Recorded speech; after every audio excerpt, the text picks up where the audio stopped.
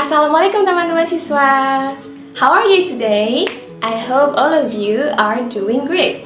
So today, hari ini kita akan mempelajari salah satu materi di kelas 10, yaitu procedure text.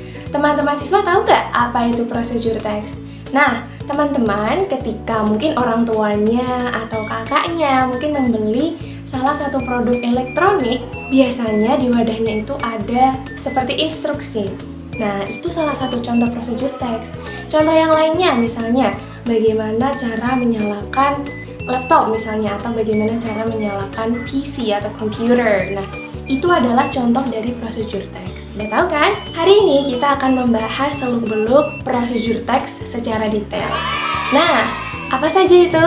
Yang pertama kita akan membahas soal definition. Habis itu nanti kita akan membahas soal purpose atau tujuannya. Setelah itu kita akan membahas soal generic structure-nya atau struktur dari procedure text. Habis itu kita akan membahas tentang language feature atau unsur kebahasaannya. Yang terakhir kita akan membahas tentang example atau contohnya. So without further ado, let's get started. Oke, yang pertama kita akan membahas tentang definition of procedure text. Teman-teman siswa pada tahu nggak apa itu procedure text definisinya?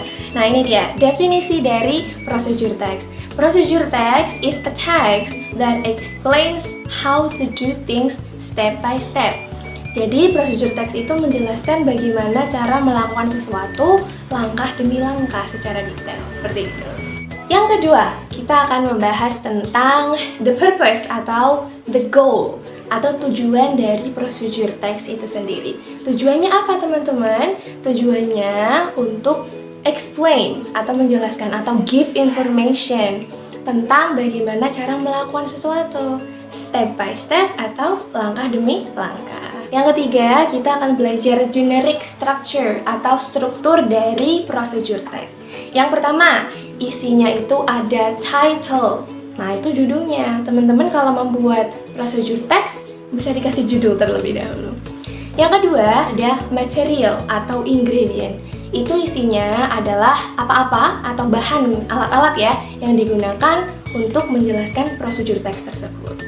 Nah, yang ketiga atau yang terakhirnya adalah steps-nya atau langkah-langkahnya.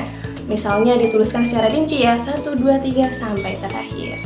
Selanjutnya kita akan membahas language feature atau unsur kebahasaan atau ciri kebahasaan dari procedure text. Yang pertama, biasanya dalam procedure text itu menggunakan kalimat perintah atau dalam bahasa Inggris disebut imperative sentence. For example, contohnya press the button. Nah, itu press the button, press itu artinya tekanlah gitu. Tekanlah tombolnya. Nah, itu namanya kalimat perintah. Misalnya lagi, cut the bananas atau potonglah pisangnya. Kedua, umumnya procedure text itu menggunakan action verb atau kata kerja aktif. Contohnya, locate, lokasikan begitu ya. Kemudian press, tekanlah, check, cut, turn on, turn off, etc. dan sebagainya. Ketiga, biasanya dalam procedure text itu umumnya menggunakan sequence adverb atau dalam bahasa Indonesia adalah keterangan urutan gitu. Contohnya misalnya ya, first, firstly, secondly, thirdly, next, atau finally, misalnya seperti itu. Yang keempat, biasanya dalam procedure text itu menggunakan adverbials atau keterangan ya yang menunjukkan sesuatu secara rinci, misalnya rinci tempat dan juga waktu. Contohnya, press the button slowly. Nah, slowly itu menunjukkan keterangan ya. Kemudian misalnya wait a few minutes. Tunggulah beberapa menit. Beberapa menit itu juga keterangan yang menerangkan waktu. Yang terakhir, umumnya procedure text itu menggunakan present tense atau tenses yang digunakan untuk menjelaskan hal-hal di masa kini. Jadi tidak menggunakan tenses lain seperti past tense atau future tense atau past perfect dan lain-lain. Biasanya hanya menggunakan present tense. Oke, yang terakhir kita akan membahas tentang example atau contoh dari procedure text. Nah, di sini sudah ada contohnya, itu how to turn on an air conditioner. Bagaimana cara menyalakan AC ya. Oke, jadi how to turn on air conditioner itu adalah judulnya. Kemudian di bawahnya diikuti oleh material atau apa saja yang dibutuhkan, dalam hal ini remote control untuk AC-nya. Kemudian di bawahnya ada stepnya atau instructionnya. Nah, yang pertama teman-teman bisa lihat ya, itu langkah pertamanya adalah locate the power button in the remote control of an air conditioner. Nah, itu artinya adalah tekanlah remote controlnya, tapi harus dilokasikan sesuai dengan air conditionernya. Jadi kalau air conditioner di situ, kita arahkan remote-nya. Jadi kita locate, arahkan begitu ya ke AC-nya. Yang kedua ada press the power button, harus ditekan ya tombolnya di AC-nya itu. Yang ketiga, choose the desired mode of the air conditioner. Nah, itu bisa dipilih. Choose itu artinya pilihlah mode yang diinginkan gitu. Number 4, adjust the temperature to your desired level. Nah, itu bisa dipilih. Adjust itu aturlah temperaturnya sesuai dengan yang diinginkan.